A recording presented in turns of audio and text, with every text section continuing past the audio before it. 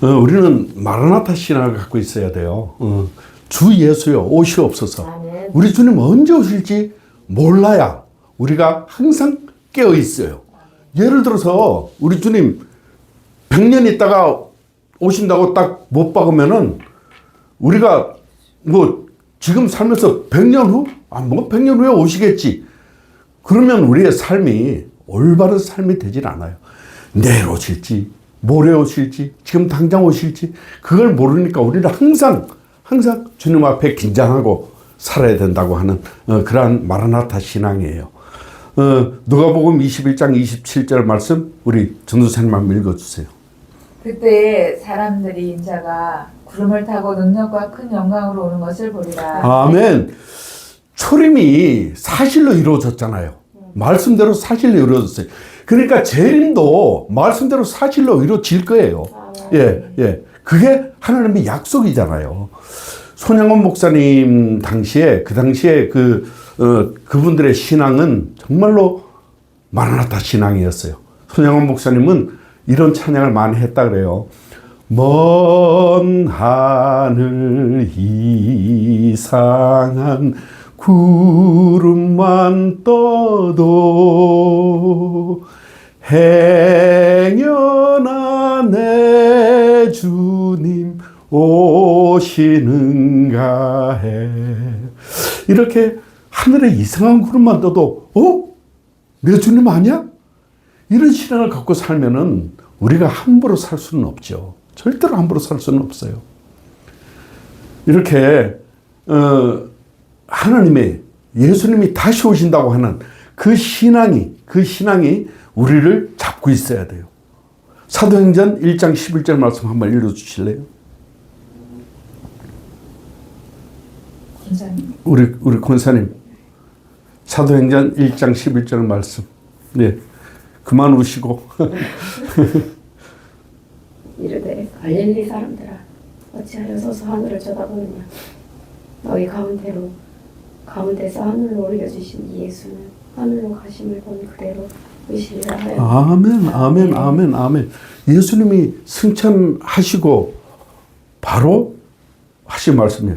승천하실 주님을 바라고 있던 사람들에게 천사가 한 말이에요. 천사가 갈릴리 사람들아 어찌하여 하늘을 쳐다보느냐. 너희 가운데 하늘로 올려지신 이 예수는 하늘로 가심을 본 그대로 오시리라 하였느니라 그랬어요.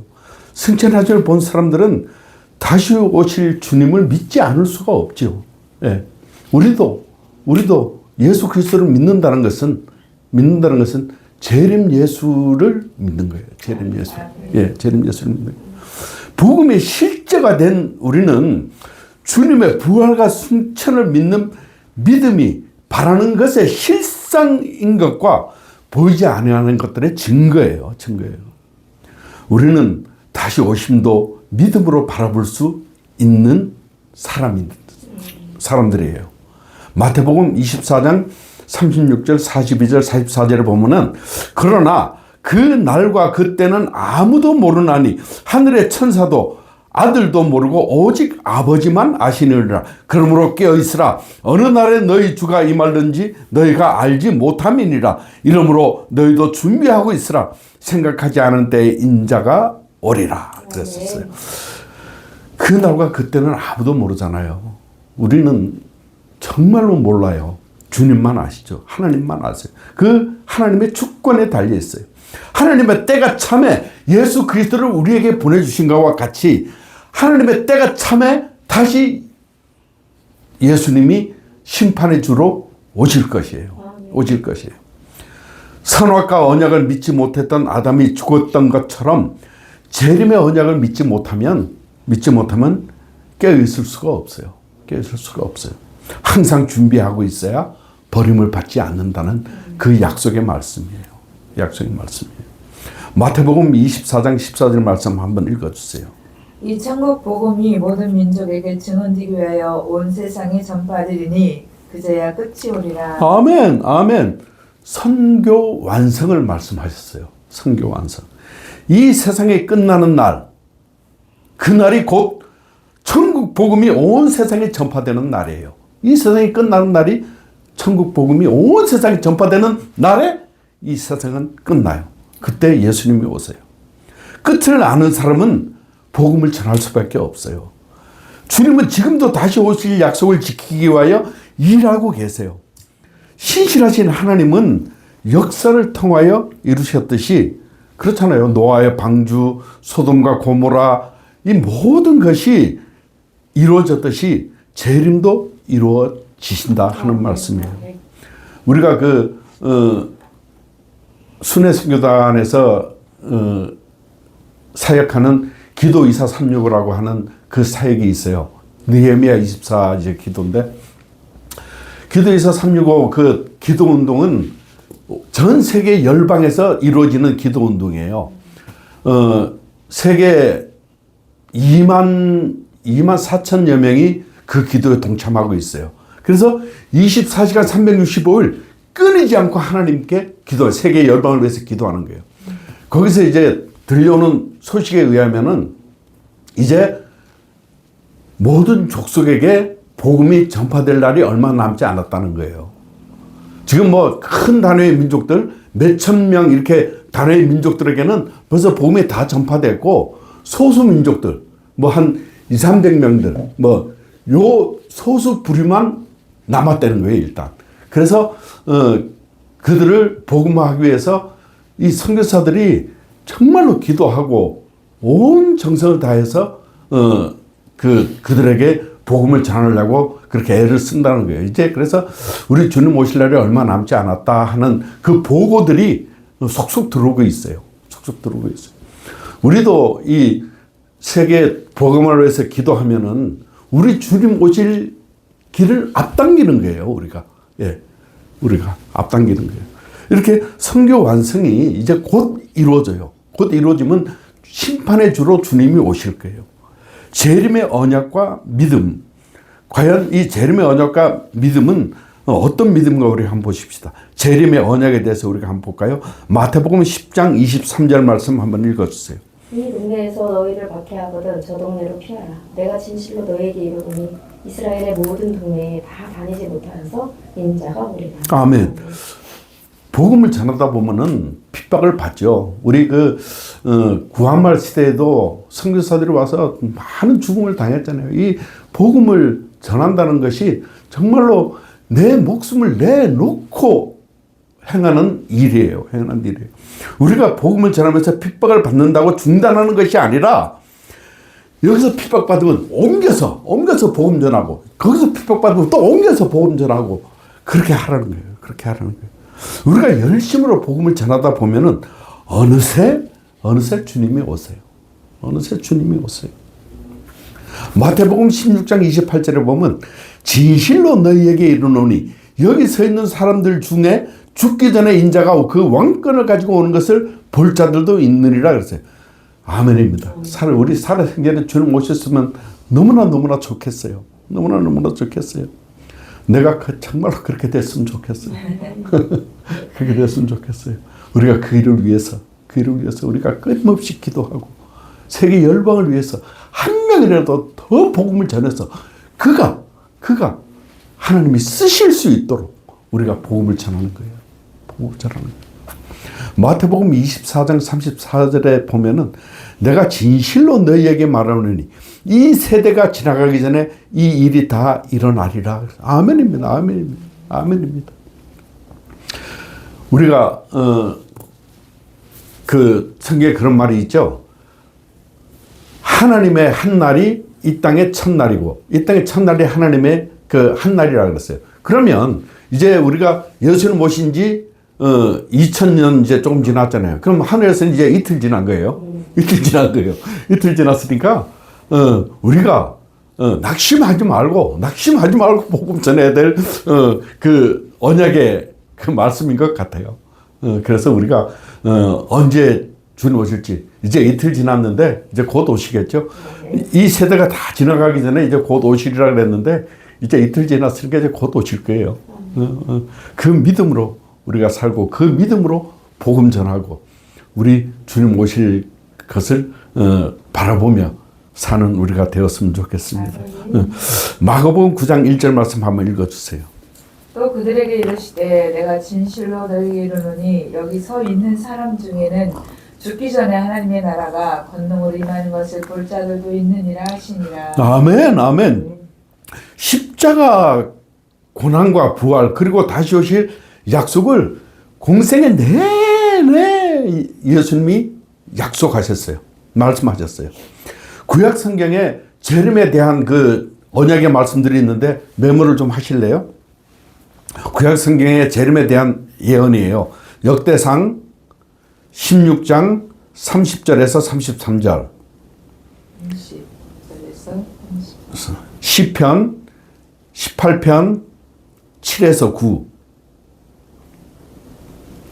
시편 96편 13절. 시편 98편 9절. 이사야 13장 9에서 10. 이사야 26장 19에서 21. 이사야 34장 1에서 4. 이사야 10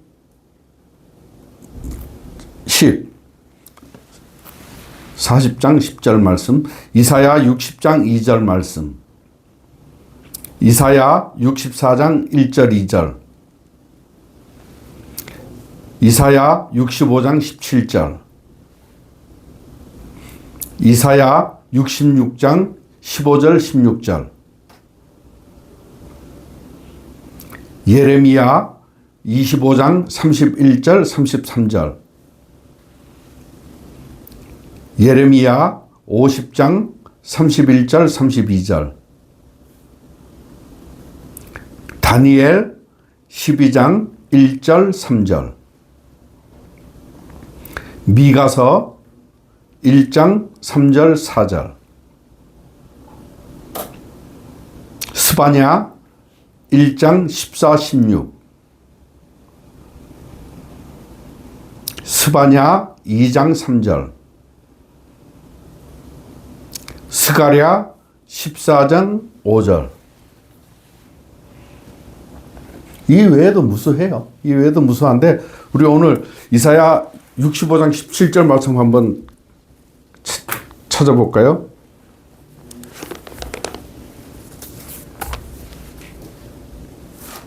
이사야 65장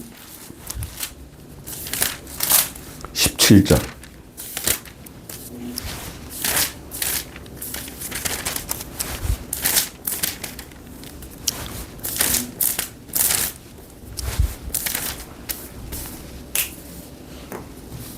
한번 읽어주세요.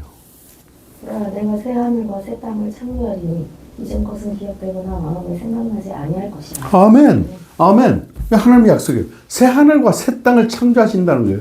그게 곧 주의 재림이에요. 주의 재림의 날에 그렇게 이루어 주실 거예요. 주의 재림의 날에. 이렇게 우리 하나님은 주의 재림을 끊임없이 말씀하고 계세요. 끊임없이 말씀하고 계세요. 이것을 믿는 사람들이 그 천국을 차지할 거예요. 그 천국을 차지할 거예요. 재림 언약에 대한 믿음. 사도행전 20장 24절 말씀 한번 읽어주세요. 내가 달려갈 길과 주 예수께 받은 사명 곧 하나님의 은혜의 복음을 증언하는 일을 마치려 하면은 나의 생명조차 조금도 귀한 것으로 여기지 아니하노라. 아멘. 바울은요 죽는 그 즉시 복음 전하는 것을 멈췄어요. 그러니까 숨이 떨어질 때까지 복음을 전했다는 거예요. 복음을 전했다는 거예요. 그리고 주님 앞에 갔죠. 바울이 하나님의 은혜의 복음을 맡은 자로서 온전히 삶을 드렸듯이 우리 또한 그렇게 살아야 할 것입니다. 그렇게 살아요. 사명을 마치는 것, 나의 분깃이 전체 다 세계 복음화를 위해서 바쳐지고 이것이 영광으로 여겨졌어요. 사도 바울은. 우리도 똑같이 우리가 예수 그리스도를 믿으면 순종하는 삶이라고 그랬잖아요. 순종하면은 바울이 예수님 말씀에 순종했듯이 우리도 예수님 말씀에 순종해서 복음 전하는 일에 세계 복음화를 위해서 우리가 끊임없이 기도하고 한 영혼이라도 더 복음을 전해서 그 영혼이 그 나라를 살리고 세계를 복음화하는데 우리가 일조를 해야 될 것으로 그렇게 생각을 합니다. 고린도전서 9장 29절 31절 말씀 한번 읽어주세요. 형제들아 내가 이 말을 하노니 그때가 단축하여진 고로 이후부터 안에 있는 자들은 없는 자 같이 하며 우는 자들은 울지 않는 자 같이 하며 기쁜 자들은 기쁘지 않은 자 같이 하며 매매하는 자들은 없는 자 같이 하며 세상 물건을 쓰는 자들은 다 쓰지 못하는 자 같이 하나 이 세상의 외형은 지나갑니다. 아멘, 아멘. 형제들아 이 말을 하노니 그때가 단축하여 그때가 뭐냐면은 예수 그리스도의 재림의 때가 단축해진다는 게 가까워지고 있다 하는 거예요. 바울은 먼 훗날에 재림이 이루어지는 것을 생각하지 아니하고 자신이 살아있는 동안에 주님 다시 오실 것을 믿고 최선의 경주를 다했어요. 우리도 마찬가지. 재림의 징조를 보면은 복음이 땅끝까지 전파되면은 그때가 끝이라 그렇게 말씀하죠. 이를 위하여 바울은 자기 목숨을 걸었어요. 목숨을. 또 사도들도 마찬가지죠. 재림의 삶을 살았어요. 사도들도. 31절에 이 세상의 외형은 지나감이라 그랬어요. 세상에 속한 즐거움에 빠져서 살지 말고 깨어있으라는 소리예요. 우리가 이 세상에 살면서 내가 즐기고 먹고 마시고 시집가고 장가가고 이 하는 일이 우리의 일이 아니라는 소리예요. 우리의 일은 다시 오실 예수님을 바라보고 복음을 전하는 그러한 삶이 우리의 삶이라야 돼요. 그래서 항상 깨어있으라 그렇게 말씀하세요. 주님이 언제 오실지 모르기 때문에 힘을 다해 한 영혼이라도 주를 믿고 구원받게 해야 되는 거죠. 야고보서 5장 7절 8절 말씀 한번 읽어주세요. 그러므로 형제들아 주께서 강림하시기까지 같이 길이 참으라. 보라 너희가 땅에서 나는 귀한 열매를 바라고 길이 참아 이른비와 늦은비를 기다리나니 너희도 길이 참고 마음을 굳건하게 하라. 아멘. 아멘. 초대교회 그리스도인들은 죽음 앞에서도 주의 재림을 기다리며 믿음을 지켰어요. 지금도 마찬가지. 우리 전 세계를 보면은 예수 믿는다고 핍박하고 위협하는 그러한 나라들이 많죠. 우리 조금만 넘어가도 북한 땅에 성경책만 갖고 있어도 핍박하고 죽이는. 또 중국도 마찬가지. 중국도 지금 핍박이 얼마나 심해지는지 몰라요. 선교사들 다 쫓겨나고 있고 그 나라도 예수를 믿으면 핍박해요.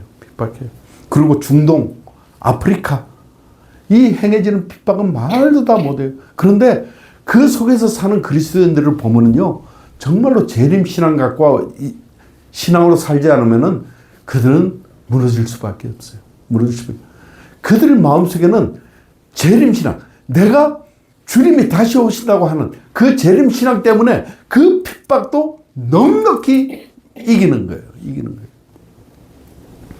지금 우리나라는 어떤 핍박이 있을까요?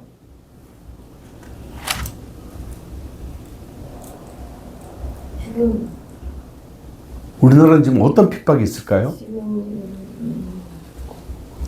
하나님을 대적하고 하는 법들을 많이 만드니까 겁대가리 상실한 거지. 그래서 이제 아주 옛날에 그게 다가오고 있고, 그리고 뭘 모르는 사람들은 그거를 이제 아무것도 모르는 사람들은 진짜 그 아무것도 뭐 그럴 수 있지 뭐 이렇게 하면서 받아들이는데 그건 어마무시한 거거든요. 그 결과라는 건. 그래서 핍박은 목사님들은 잘 모르겠고, 목사님들 핍박 이제 앞으로 천천히 시작될 거라고 생각하고 교회에서 강단에서 거룩이라는 단어가 없어질 것 같고 신이 정말 안타깝고 너무 힘들고 사실 아니까. 사실 이 핍박이라고 하는 거는 육체적인 핍박만 생각을 하는데 육체적인 핍박만이 핍박이에요. 이 세대의 세속화가 바로 핍박이에요. 핍박이에요. 예수 그리스도를 믿지 못하게 하는 수건이 앞을 가리웠다 그러잖아요. 그 수건이 가리운 것이 바로 핍박이에요. 왜? 예수를 알지 못하게 하니까. 아주 이 세속화, 또 자기의, 내 의가 충만한 것, 이것도 핍박이에요. 핍박이에요. 그래서 우리 세대는 정말로 예수 그리스도의 그 말씀 가운데 행해야 되고 말씀으로 살아내야 되는 거예요. 그게 핍박받지 않는 비결이에요. 주님 모심을 믿고 참고 견뎌야 하는 것은 주의 강림이 가까웠기 때문에 우리가 참고 견딜 수가 있는 거예요.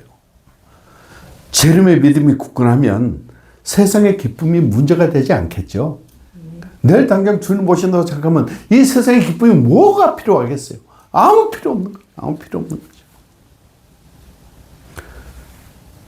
다미성교에 그 휴거가 있다고 하는 날이 언제였었냐면은 1992년 10월 28일이었어요. 그 다미성교회가 그 난리를 부렸던 그때부터 정말 우리 마귀는 성공한 거예요. 일단 성공한 거예요.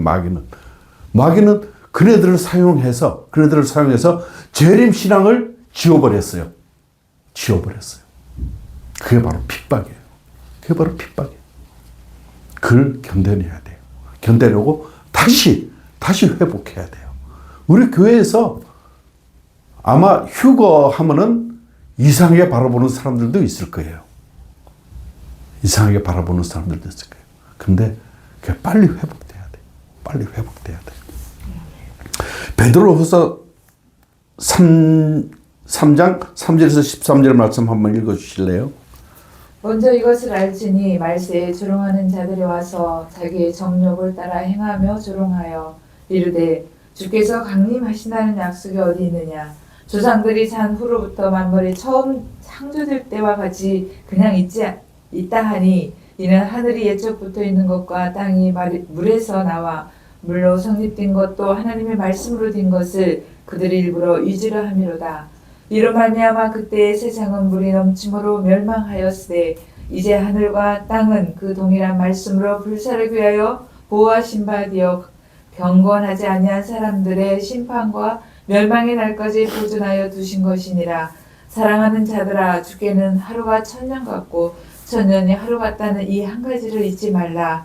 주의 약속은 어떤 이들이 더디다고 생각하는 것 같이 더딘 것이 아니라 오직 주께서는 너희를 대하여 오래 참으사 아무도 멸망하지 아니하고 다 회개하기에 이르기를 원하시느니라. 그러나 주의 날이 도둑같이 오리니 그날에는 하늘이 큰 소리로 떠나가고 물질이 뜨거운 불에 풀어지고 땅과 그 중에 있는 모든 일이 드러나리로다. 이 모든 것이 이렇게 풀어지리니 너희가 어떠한 사람이 되어야 마땅하냐. 거룩한 행실과 경건함으로 하나님의 날이 임하기를 바라보고 간절히 사모하라. 그날에 하늘이 불에 타서 풀어지고 물질이 뜨거운 불에 녹아지려니와 우리는 그의 약속대로 의가 있는 곳인 새 하늘과 새 땅을 바라보도다. 아멘입니다. 말세에 믿지 않는 사람들이 조롱을 한다는 거예요. 야, 너희들이 예수가 이제 곧 오신다고 하는데 야, 웃기는 소리 하지 마라. 태초부터 이 땅과 이 하늘과 이 산들이 그대로 있는데 뭐가 아직도 변한 게 하나도 없는데 뭐가 이루어지겠냐 이 말이에요. 믿지 않는 자들이 조롱해요. 그러나 우리는 분명히 알고 있죠. 예수 그리스도께서 다시 온다는 것을 우리는 분명한 약속이 있어요. 약속이. 7절에 이제 하늘과 땅은 그 동일한 말씀으로 불사르기 위하여 보호되신 바 되어 경건하지 아니하는 사람들의 심판과 멸망의 날까지 보존하여 두신 것이라 그랬어요. 정말 무서운 말씀이에요. 정말 무서운 말. 구원받을 자가 있으니 참으시는 하나님이세요. 그 중에 구원받을 자가 있으니 하나님이 길이 참으시는 거예요. 그렇죠. 그것도 모르고 이 믿지 않는 자들은 조롱하고 이 멸망할 줄도 모르고 그렇게 사는 거죠. 그렇게 사는 거예요. 9절 말씀. 주의 약속은 어떤 이들은 더디다고 생각하는 것 같이 더딘 것이 아니라는 거예요. 오직 주께서는 너희를 대하여 오래 참으사 아무도 멸망하지 아니하고 다 회개하기를 이르시기를 원하시느라 그랬어요. 그러나 이게 그렇다고 해서 우리 하나님이 이 세상을 끝까지 오래 참으시는 건 아니에요. 끝까지 오래 참으시는 건 아니라 10절에 보면은 그러나 주의 날이 도둑같이 오리니 그날에는 하늘이 큰 소리로 떠나고, 그러니까 오래 참으시는 중에 하나님의 때가 참에 심판의 날이 임한다는 소리. 도둑같이 임한다는 소리. 도둑같이. 그래서 우리는 항상 깨어 있어야 돼요. 우리가 신랑 맞이하는 그 열처녀 비유를 우리가 잘 알잖아요. 5처녀는 기름 준비하고 5처녀는 기름 준비하지 아니한 그 5처녀. 그 5처녀의 비유를 우리가 명백히 알듯이 우리가 항상 깨어 있어 기름을 준비하고 항상 깨어 있어야 된다는 말씀입니다. 13절에 우리는 그의 약속대로 의가 있는 곳인 새 하늘과 새 땅을 바라보도다 그랬어요. 그래, 맞아요. 핍박 중에 있는 성도들은 이 땅이 멸망이 오고 새 하늘과 새 땅이 있으니 그것을 바라보고 믿음을 지켜야 된다는 거예요. 믿음을 지켜야 된다는 거예요. 요한계시록 22장 12절에 보면은 보라, 내가 속히 오리니 내가 줄 상이 내게 있어 각 사람이 그가 행한 대로 갚아주리라 그랬어요. 이거는 어떻게 보면은 우리가 기대에 찬 말일 수도 있고 나에게 좀 채찍의 말씀일 수도 있는 것 같아요. 주의 말씀대로 온전히 살지 못한 사람은 그냥 책망받을 것 같고, 정말로 주의 말씀대로 주님의 오실 날을 기대하며 산 사람에게는 정말 하나님의 큰 상급이 있지 않겠는가, 그렇게 생각해요. 예를 들어서 결혼식을 앞둔 신랑 신부가 결혼 날짜를 받아놓고 예전에 만났던 남자친구 여자친구 만나겠어요? 안 만나죠. 안 만나고 결혼식 날을 전심으로 기다리고 준비할 거 아니에요. 내가 전심으로 해서 뭐 살림살이도 준비해 놓을 것이고 뭐 그 폐물도 준비해 놓을 것이고 내가 뭐 마사지도 받으러 다닐 것이고 그런 온 정성을 다해서 준비를 할 거잖아요. 결혼 날짜를 잊어버린 채 살 수는 없어요. 신랑 신부가. 그것과 마찬가지로 재림을 기다리는 우리들은 예수님과 그 만날 날을 기대하면서 거룩한 행실과 경건한 모습으로 살아가야 돼요. 신랑 신부가 그렇게 살듯이 우리도 예수님과의 만날 날을 바라보면서 그렇게 살아가야 돼요. 거룩한 행실과 경건한 모습으로 살아가야 돼요. 심판의 주로 오시는 우리 주님은 영생과 영벌로 결정을 지었어요. 이 세상을. 그 결정이 뭐냐면 내가 내 안에 예수 그리스도가 계시는가 안 계시는가, 거기에 따라서 우리는 영생과 영벌로 나눠져요. 계시록 22장 20절에 보면은 이것들을 증언하시는 이가 이르시되 내가 진실로 속히 오리라 하시기를 아멘 주 예수여 오시옵소서, 그렇게 말씀을 하고 결론을 지었어요. 믿음의 선진들의 신앙은 재림의 약속을 성경 공부용으로 여기지 않았어요. 뭐 이 성경 공부하면서 주의 재림이 온다 그렇게 하지 않고 마음으로 믿고 확신을 한 신앙이었어요. 확신한 신앙이었어요.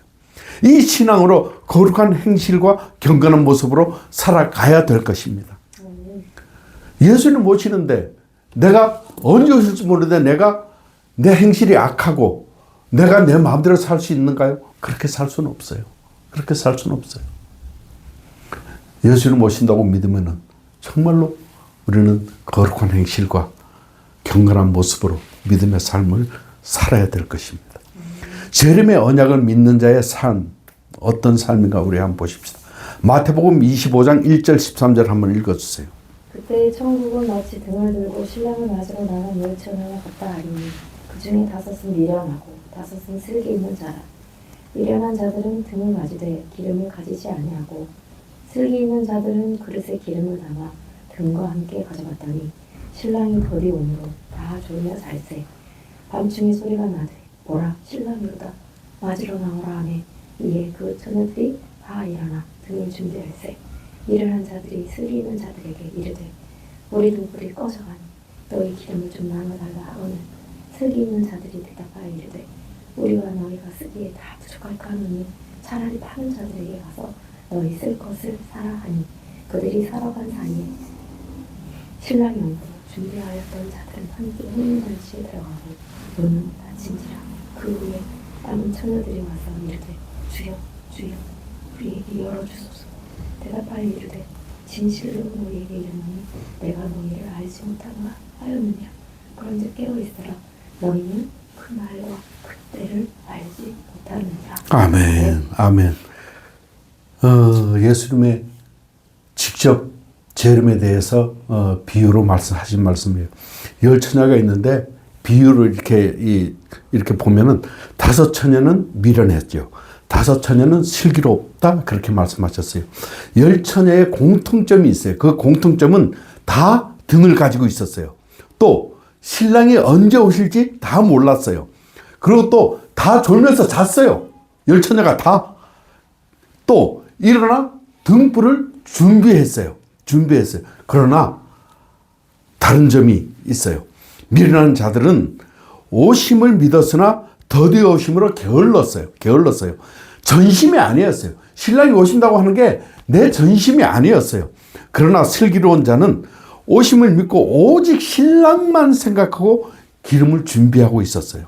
신랑이 맞음을 전심이었어요. 그들에게는. 이 등과 기름은 지금 우리가 생각해 볼 수 있는 것은 복음과 기도라고 그렇게 생각하시면 될 것 같아요. 등불과 기름은. 슬기로움은 복음과 기도로 준비했어요. 슬기로운 자들은. 주님이 다시 올 때를 믿기 때문에 기도할 수밖에 없죠. 복음 학교가 제가 작년 11월 달에 갔던 그 복음 학교가 매 학기 때마다 지금 내가 204기인가 그래요. 매 학기 때마다 700여 명이 그 복음 학교에 입학을 해요. 입학을 해서 나누는데 거기서 이 복음을 믿고 복음이 실제가 된 사람들이 지금 얼마나 세계 각각에 흩어져서 복음을 전하는지 몰라요. 선교사들이 되어서. 저도 하나님이 허락하시면은 저도 나가서 좀 그렇게 살고 싶어요. 진짜. 그렇게 살고 싶어요. 그만큼 이 복음이 우리에게 주는 그 재림에 우리에게 주는 그 영향력은 정말로 상상을 초월해요. 내 자신을 봐도 내가 알 수 있어요. 그런데 하물며 이 무지랭이 같은 나도 이렇게 변하고 복음 하면서 사는데 하물며 하나님께서 쓰시고자 하는 그 무수한 사람들을 하나님께서 어떻게 쓰시겠다고 하는 그것을 우리가 상상해 볼 수 있어요. 우리도 복음 앞에 복음에 얽매여서 정말로 주님 다시 오신다고 하는 그 소망을 가지고 살아내는 우리들이 되었으면 좋겠어요. 아멘. 마태복음 세상 끝날의 징조를 말씀하셨는데 마태복음 24장 3절에서 51절 그렇게 말씀하셨는데 우리 한번 성경 한번 찾아볼까요? 마태복음 24장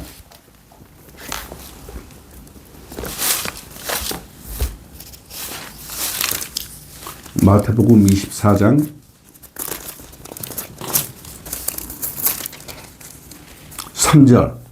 3절부터 8절까지 우리 돌아가면서 한 절씩 한번 읽어볼까요? 그래요? 그럼 제가 읽을게요. 예수께서 감람산 위에 앉으셨을 때에 제자들에게 제자들이 조용히 와서 이르되 우리에게 이르소서 어느 때에 이런 일이 있겠사오며 또 주의 임하심과 세상 끝에는 무슨 징조가 있으리이까? 그렇게 이제 제자들이 예수님에게 물어봤어요. 그때 예수께서 대답하여 이르시되 너희가 사람의 미혹을 받지 않도록 주의하라. 많은 사람이 내 이름으로 와서 이르되 나는 그리스도라 하여 많은 사람을 미혹하리라. 난리와 난리의 소문을 듣겠으나 너희는 삼가 두려워하지 말라. 이런 일이 있어야 하되 아직 끝은 아니니라. 민족이 민족을 나라가 나라를 대적하여 일어나겠고 곳곳에 기근과 지진이 있으리니 이 모든 것은 재난의 시작이니라 그랬어요. 이 마지막 때에 우리가 그 시와 그때는 우리가 정확히 알지는 모르지만은 이루어지는 것을 보면은 우리가 알 수가 있어요. 주의 재림했다가 마지막 때를 주님이 말씀하셨는데 마태복음 24장 3절 15절에 이 일들이 기도 이사 3역을 통해서 말세 지만의 상태가 끊임없이 반복되고 있다는 것을 유럽의 많은 선교사들을 통해서 우리가 듣고 있어요. 유럽에 한번 보세요. 동성애가 만연하죠. 그 파리 올림픽 때 그 최후의 만찬 그 패러디를 보세요. 게이들이 나와서 팬티만 입고 게이들이 나와서 그 하는 행동을 보세요. 유럽이 어쨌든 예수 그리스도로 충만했던 그러한 나라들이었어요. 그런 나라들이었는데 그들이 동성애를 받아들이고 그렇기 때문에 그 예수 그리스도의 그 흔적이 다 지워버렸어요. 그 유럽의 그 교회들이 술집으로 다 변했잖아요. 다 변하고 게이바로 변하고. 그런데 이제 그 유럽에는 어떤 법이 있냐면은 이 오래된 건물에 물건들을 그대로 놔두는 그런 법이 있어요. 그래서 그 십자가를 단 술집, 십자가를 단 게이바 그대로 있어요. 그 십자가가 그대로 있는 거예요. 그를 법으로 치우지 못하게 하거든요. 이걸 보면은 정말로 예수님 이제 가까워왔다고 생각되지 않으세요? 정말로 생각돼요.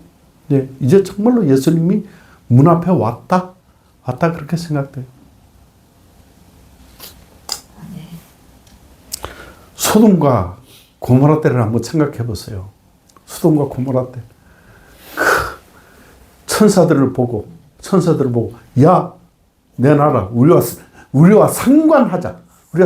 관계하자. 상관하자. 내 나라. 소돔과 고모라. 지금 소돔과 고모라보다 더 악하면 더 해같이 덜하진 않을 거예요. 이제 곧 심판할 때가 옵니다. 우리가 심판할 때가 온다고 우리가 좌절할 것이 아니라 한 영혼이라도 우리가 더 복음을 전해서 한 영혼이라도 더 구원받게 하는 그러한 일에 우리가 힘을 써야 될 것입니다. 데살로니가전서 5장 1절 11절 말씀 한번 읽어주세요. 형제들아 때와 시기에 관하여는 너희에게 쓸 것이 없음은 주의 날이 밤에 도둑같이 이를 줄을 너희 자신이 자세히 알기 때문이라. 그들이 평안하다 안전하다 할 그때에 임신한 여자에게 해산의 고통이 이른바 같이 멸망이 갑자기 그들에게 이르리니 결코 피하지 못하리라. 형제들아 너희는 어둠에 있지 아니하매 그날이 도둑같이 너희에게 임하지 못하리니 너희는 다 빛의 아들이요 낮의 아들이라. 우리가 밤이나 어둠에 속하지 아니하나니 그러므로 우리는 다른 이들과 같이 자지 말고 오직 깨어 정신을 차릴지라. 자는 자들은 밤에 자고 취하는 자들은 밤에 취하되 우리는 낮에 속하였으니 정신을 차리고 믿음과 사랑에 호심경을 붙이고 구원의 소망의 투구를 쓰자. 하나님이 우리를 세우심은 노하심에 이르게 하심이 아니요 오직 우리 주 예수 그리스도로 말미암아 구원을 받게 하심이라. 예수께서 우리를 위하여 죽으사 우리로 하여금 깨어있든지 자든지 자기와 함께 살게 하려 하셨느니라. 그러므로 피차 권면하고 서로 덕을 세우기를 너희가 하는 것 같이 하라. 아멘. 형제들아 때와 시기가 가난해 너희들에게 쓸 것이 없다는 거예요. 그러니까 너희들은 모른다 이거지. 오직 하나님만 아신다 이거죠. 2절 주의 날이 밤에 도둑같이 이를 줄을 너희 자신이 자세히 알기 때문에. 그러니까 우리 믿는 사람들은 주님이 그 도둑같이 임한다는 것을 우리가 알고 있는 거예요. 그렇기 때문에 깨어서 근신한다는 거죠. 근신한다는 거죠. 5절에 너희는 다 빛의 아들이요 낮의 아들이라. 우리가 밤에나 어둠에 속하지 아니하니 예수 그리스도를 믿는 믿음으로 말미암아 구원받아 낮의 아들로 사는 거예요. 우리는 나의 아들로 사는 거예요. 9절에 하나님이 우리를 세우심은 노하심에 이르게 하심이 아니요 오직 우리 주 예수 그리스도를 말미암아 구원을 받게 하려 하심이라 그랬어요. 구원을 받았으니 정신 차리고 깨어 있으라 이 말이에요. 항상 긴장하고 살아라 이 말이에요. 임산부가 아기가 태어날 날을 정확히 알지는 못해요. 지금은 이제 날짜 계산을 하고 병원에 가서 이렇게 보면은 언제 나올 거다 하지만 우리가 권사님 때만 해도 언제 날지는 몰랐잖아요. 그죠? 그렇기 때문에 언제 애가 태어날지 모르지만 우리는 준비하고 있잖아요. 젖병도 준비해, 포대기도 준비해, 변의 쪼그리도 준비해, 다 준비하잖아요. 그렇듯이 주님 오실 날이 언제일지 우리가 알지 못하나 임산비가 준비하듯이 우리도 준비를 해야 돼요. 그 오실 날을. 그 준비라는 것은 믿음을 지키는 거예요. 믿음을 지키고 새 속에 물들지 않는 거죠. 거룩함과 경건함에 이르도록 늘 힘쓰고 복음을 전해야 되는 삶이 준비의 삶이에요. 준비의 삶이에요. 우리는 그렇게 살아야 돼요. 베드로전서 4장 7절 11절에 보면은 만물의 마지막이 가까워 왔으니 이게 바로 재림의 때죠. 그러므로 너희는 정신을 차리고 근신하여 기도하라. 그렇게 했어요. 무엇보다도 뜨겁게 사랑할지니 사랑은 허다한 죄를 덮느니라. 서로 대접하기를 원망 없이 하고 각각 은사 받은 대로 하나님의 여러 가지 은혜를 맡은 선한 청지기 같이 서로 봉사하라. 만일 누가 말하려면 하나님의 말씀을 하시는 것 같이 하고 누가 봉사하려면 하나님 공급하시는 힘으로 하는 것 같이 하라. 이는 범사의 예수 그리스도로 말미암아 하나님이 영광 받으시게 하려 함이니 그에게 영광과 권능이 세세 무궁하도록 있느니라. 아멘. 마지막 때의 우리의 삶의 모습이에요. 이게 삶의 모습이 뜨겁게 사랑하는, 서로 뜨겁게 사랑하는, 또 서로 대접하라는 거예요. 서로 봉사하라는 거예요. 하나님의 말씀하시는 것과 같이 말하는 거예요. 이렇게 사는 삶이 하나님께 영광 돌리는 삶이라는 것이에요. 이는 하나님은 영광과 권능이 세세 무궁하도록 있기 때문이다. 그렇게 말씀하세요. 제가 요일 전에 이 아침빗을 하면서 상처를 내가 준 것 같아요. 어떤 한 사람한테 내가 상처를 준 것 같아요. 나는 이 복음의 확신을 갖기 위해서 계속 되풀이해서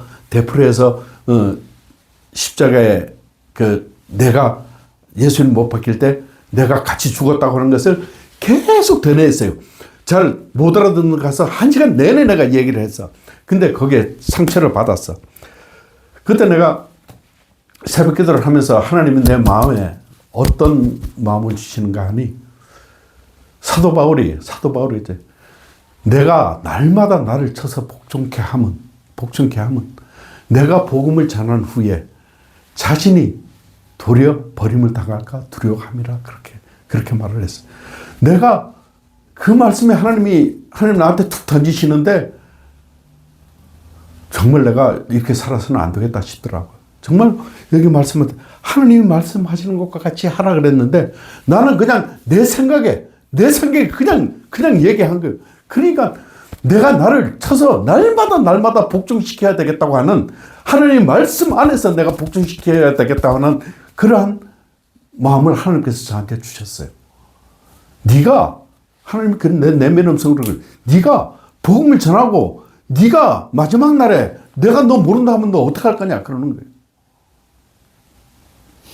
우리가 정말로 마지막 때에 우리가 어떻게 살아야 되는지 하나님이 저한테 일러주신 것 제가 지금 감정으로 말씀드리는 거예요. 우리 그렇게 사십시다. 그렇게 사셔서 하나님께 영광 돌려지고 정말 한 영혼도 상처받지 않고 온전히 구원받는 그러한 은혜가 우리 가운데 있었으면 좋겠어요. 오늘 주어진 삶 안에서 마지막 때라고 하는 그 믿음으로 거룩한 행실과 온전한 믿음으로 살아가야 됩니다. 우리. 예. 또 이렇게 살아야 하고 또한 살고 있는데 예수님의 재림이 아직 오지 않으면 우리의 믿음은 결코 헛된 믿음이나 아닙니다. 아닙니다. 아닙니다. 우리가 먼저 하나님 앞에 가든지 주님이 오시든지 우리는 어느 누구도 막론하고 하나님 앞에 설 거예요. 하나님 앞에 설 거예요. 그래서 우리는 그 영생을 위해서 우리는 준비하고 살아야 될 겁니다. 요한일서 3장 2절 3절 한번 읽어주세요. 사랑하는 자들아, 우리가 지금 하나님의 자녀라. 장래에 어떻게 될지는 아직 나타나지 아니하였으나 그가 나타나시면 우리가 그와 같을 줄 아는 것은 그의 참모습 그대로 볼 것이기 때문이니 주를 향하여 이 소망을 가진 자마다 그의 깨끗하심과 같이 자기를 깨끗하게 하느니라. 아멘. 재림의 소망을 가진 자는 깨끗한 삶을 사는 거예요. 깨끗한 삶. 이는 거룩한 주님을 다시 볼 것이기 때문에요. 우리가 더러운 행실로 거룩한 주님을 어떻게 보겠어요? 그죠? 그죠? 그래서 우리는 늘 경건한 삶을 살아야 되고 우리가 무엇을 하든지 하나님의 영광을 위해서 살아야 됩니다. 재림의 신앙은 핍박과 고통을 견디게 해요. 초대 그리스도인들은 박해와 핍박으로부터 도피하지 않았어요. 도피하지 않고 재림의 신앙을 믿고 견뎌내고 거룩한 삶을 살아내어서 로마 병사들이 그 믿음을 보고 결국에는 로마의 국교로 삼았잖아요. 그리스도. 그만큼 초대교회 성도들은 재림의 신앙으로 살아냈어요. 당대 세계 복음화, 우리 세대 복음화, 재림의 언약을 믿고 순종, 각자 처한 자리에서 거룩하고 정결하게 복음을 전해야 돼요. 그리고 두 번째, 결론, 목적, 방향, 주의 재림, 새하늘과 새 땅을 향하여 거룩하고 경건한 삶을 살아야 되는 거예요. 그게 결론이 되어지고 목적이고 방향이에요. 우리 세대에 우리 손으로 세계 복음화, 재림 신앙의 삶으로 복음을 전해서 우리 주님 오심을 앞당기는 삶이어야 해요. 앞당기는 삶을 살. 그래서 저는 늘 그 세계 열방을 위해서 기도하면서 저는 이런 생각을 해요. 우리 주님 오시는 날을 한 시간이라도 더 앞당겼으면 좋겠다 하는 그런 마음으로 저는 세계 열방을 위해서 기도를 해요. 왜? 하나님이 내 기도를 들으시고 하나님이 일을 하시기 때문이시죠. 계시록 22장 20절 말씀 우리 한 목소리로 한번 읽어볼까요? 시작. 이것들을 증언하시니가 이르시되 내가 진실로 속히 오리라 하시거늘 아멘. 주 예수여 오시옵소서. 아멘. 주님의 약속이고 우리의 고백이에요. 앞에 이것들을 증언하시니가 이르시되 내가 진실로 속히 오리라 주님의 약속이에요. 그럼 우리의 고백은 아멘. 주 예수여 오시옵소서. 우리 이렇게 살려면은 주님 오시는 날을 준비하고 거룩하고 경건하게 깨어서 준비해야 되죠. 우리 세대 세계 복음화는 주님께서 각 세대에게 맡겨주신 책임과 사명입니다. 그랬어요. 당신도 이 사명을 받았습니까? 어떻게 순종하고 있나요? 그랬어요. 여기에 대해서 하실 말씀 있으면 좀 해보세요. 이 사명 받았어요? 우리 이 사명으로 살아야 돼요. 안 받았다면은 지금 사명을 받으셔야 돼요. 우리 주님 약속하신 대로 세계 복음화를 위해서 내가 무릎 꿇을 때 내 자신만 위해서 기도하지 말고 내 가족만 위해서 기도하지 말고 우리나라만 위해서 기도하지 말고 세계 복음화를 위해서 기도해야 돼요. 또 우리가 헌금을 해도 하나님께 헌금을 드려도 내가 정말로 이 헌금이 세계 복음화의 하나의 미랄이 되겠다 하는 그 심정으로, 그 기도로 헌금도 해야 되고, 우리의 모든 삶 자체가 세계 복음화를 꿈꾸며 우리가 살아가야 돼. 그렇게 순종하는 삶을 우리가 살기를 바라요. 그래서 최종 과제는 우리 세대 세계 복음화를 위해 어떻게 준비하시겠습니까? 그랬어요. 어떻게 준비하시겠어요? 구체적으로 생각하시고 세계 복음화를 위해서 내가 얼마나 하나님께 무릎 꿇어야 되고 내가 무엇을 하든지 우리 주님 오심을 앞당기는 그러한 생각에 사로잡혀서 우리가 살아내었으면 좋겠어요. 재림이 분명한 우리의 삶은 성교 완성의 목표가 있기 때문에 힘들더라도 그 약속을 붙잡고 살아야 돼요. 성교 완성이라고. 성교 완성이 되면은 이제 주님 오시니까. 그 일에 우리가 최선을 다해서 살아야 돼요. 처음 1강이 복음이신 예수 그리스도가 이제 오늘 이 마지막 재림에 다시 오신다고 하는 그 예수가 이 예수예요. 그 예수님이 이 예수님이세요. 이제 곧 오세요. 곧 오시니까 우리의 고백은 아멘 예수여 오시옵소서. 아멘. 네. 이 어설픈 믿음 갖고 있으면 아멘 예수여 오시옵소서 못할 거예요. 못하죠. 못합니다. 근데 우리는 아멘 예수여 오시옵소서. 지금 당장 오셔도 좋습니다. 지금 당장 오셔도 좋습니다. 그런 재림 신앙을 가지고 우리 살아냅시다. 아멘. 화이팅!